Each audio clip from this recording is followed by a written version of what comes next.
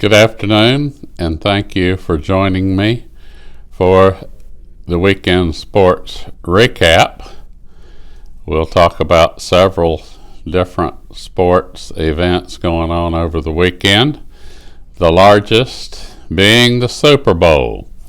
Super Bowl 56 was a really great game. As the playoffs have been, it was really right down to the last minutes. And the Los Angeles Rams were able to pull it out 23-20 over the Cincinnati Bengals. Quarterback Matthew Stafford, former Georgia quarterback, who was with the Detroit Lions for way too many years, I'm sure, for him. He probably thinks he's in heaven in Los Angeles. And they were able to show their experience, but it was also at the expense of Odell Beckham Jr., who had a knee injury in the second quarter that really was scary for him. And then both quarterbacks had injuries but continued to play during the exciting game. I'm sure all over the country, the squares betting or games of chance were interesting in that one person would win three in all games, no matter how it went, because the number 3 and 0 came up. In the first quarter, it was 13-10. In the third quarter, it was also 23-20, and then the final was also 23-20, which meant if you picked the square that coincided with 3 and 0, you're able to win the big pot at the end for the Super Bowl final score, as well as two other times. The other less interesting one happened in the third quarter, where the two numbers that corresponded were 7 and 3, which it was, 7 and 3, which was 17-13 at that point. Anyway, exciting game. Cooper Kupp, wide receiver, had a excellent game. He had the thrilling late touchdown that gave the Rams that 23-20 win. He had an unbelievable game throughout, and it was really great to see the Rams win that one. They lost 3 years ago, and so a lot of those team members who were longtime team members were able to enjoy the victory. Also in the brand new stadium, the SoFi Stadium in Los Angeles, in their hometown. So it was very exciting for them. And, for the Cincinnati Bengals and Joe Burrow, it was also a great ride for them. Burrows is a very young quarterback in the league, and so he's got plenty of years more to get there if the Brown family will continue to commit to the Cincinnati Bengals. And so a great game on all accounts, similar to the playoffs, where everything came down to a potential field goal in the last seconds. And so really a great event all in all, and fun, never a dull moment. So 56 Super Bowl should be one for the books. So it was wonderful.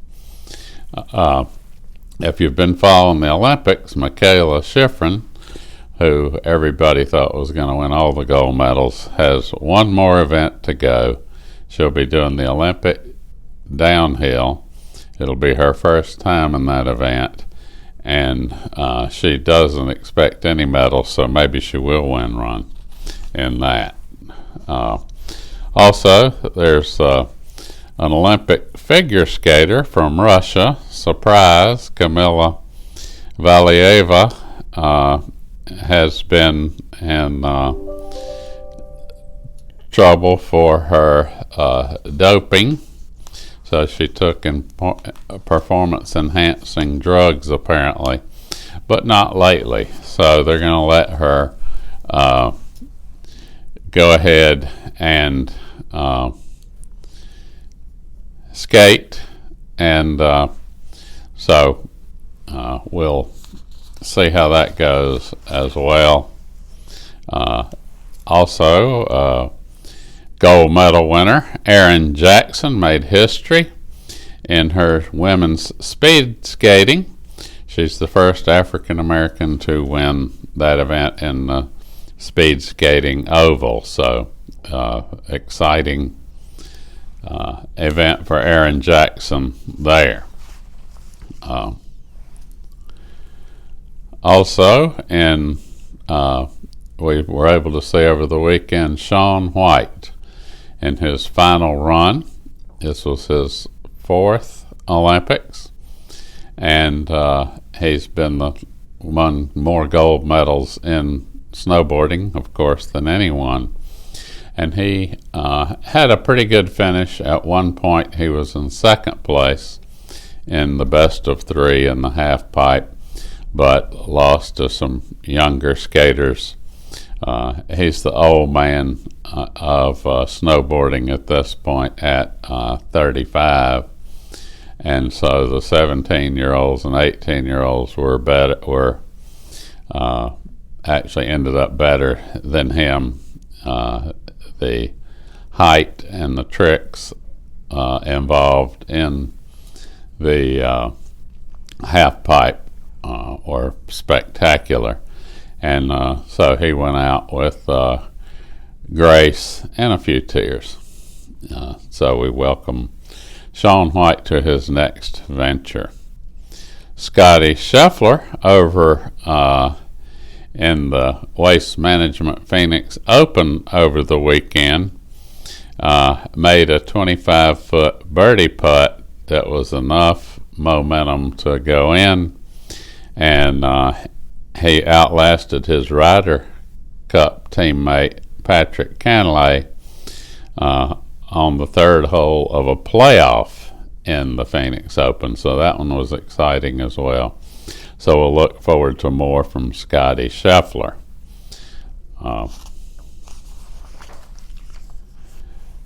In women's basketball, the number 1 team in the country right now is the University of South Carolina. And they defeated number 17 Georgia over the weekend, 72-54. Iea Boston scored 18 points, 12 rebounds, and they coasted to a strong start to beat Georgia 72-54. So we'll look for more from the South Carolina Lady Gamecocks in basketball. Pretty exciting stuff. And in the NBA, Klay Thompson had a season-high 33 points as the Golden State Warriors defeated the Los Angeles Lakers over the weekend. And that final shot was Steph Curry, who made a clutch layup with 46 seconds left to win that one, and spoiled another scoring milestone by LeBron James of the Lakers. So those of you that are Stephen Curry fans, it was a terrific game, and then Klay Thompson with 33 points was amazing as well.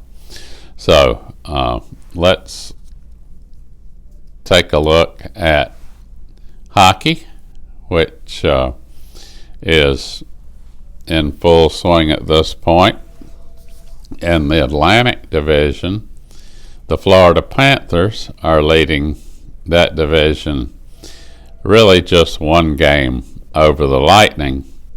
And then the Metropolitan Division, the Pittsburgh Penguins are 3 games ahead of the Carolina Hurricanes. So we'll see how that one shakes down. You also have the New York Rangers in 3rd and the Capitals of Washington, D.C.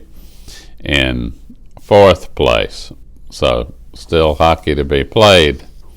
And so we'll see how that all shakes down as we near our way to the playoffs and the Stanley Cup. So should be exciting.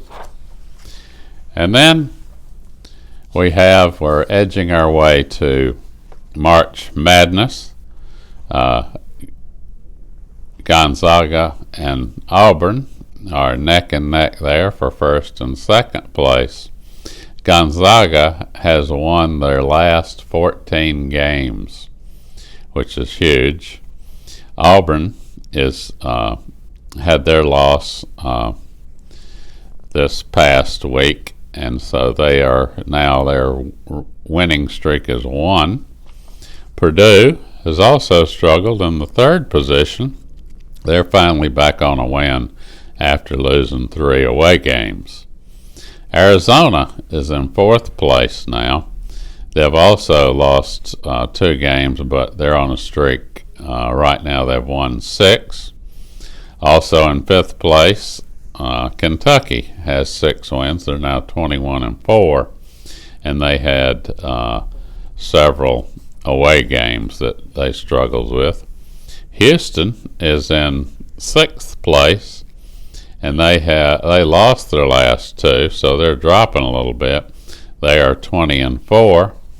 And Duke University, Duke played its last game for Mike Krzyzewski last week in Chapel Hill against the University of North Carolina and won pretty handily.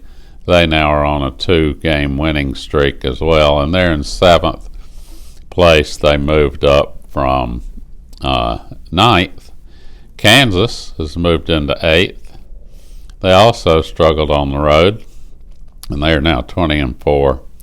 Texas Tech is in their place, and Duke's former place with 9th place with 19-6 wins, and Baylor is number 10. So that is the college sports as we work our way to March Madness, and we follow the University of South Carolina Lady Gamecocks. Should be exciting. There'll be plenty of basketball to watch now that we're done with the Super Bowl and almost done with the Olympics. We have a little bit more Olympics to go. There's still some snowboarding events if you haven't had enough of that yet. And then if you're really interested, I think it's on CNBC. You can watch curling like 24 hours a day. And if you do figure out how to score in curling, please let me know. I've been wondering that for years. I'm not sure how it all works. I know there's a target at the far end, and you try to get to the middle. But beyond that, I have no idea how it all works. So every 4 years I try to figure out curling, and I don't. So, again, exciting Super Bowl over the weekend. That's football except for the trading that'll be going on and the changes that'll be going on until the draft. And then we'll see what teams shape up next year. It was a great football season unless you were a Steelers fan or a Panthers fan. So we both had miserable seasons and hope for some great picks in the draft to get cranked up again next year. As far as the NBA goes, it plays on into the summer. They play something like 156 games, and so they'll be playing 2 to 3 times a week. And my Charlotte Hornets have really shaken up their team with Harold, who just joined the team from Tarboro, North Carolina. And he's really made a big difference for them. They let Ish Smith go, and Ish Smith has played for more teams than anybody in history in the NBA. So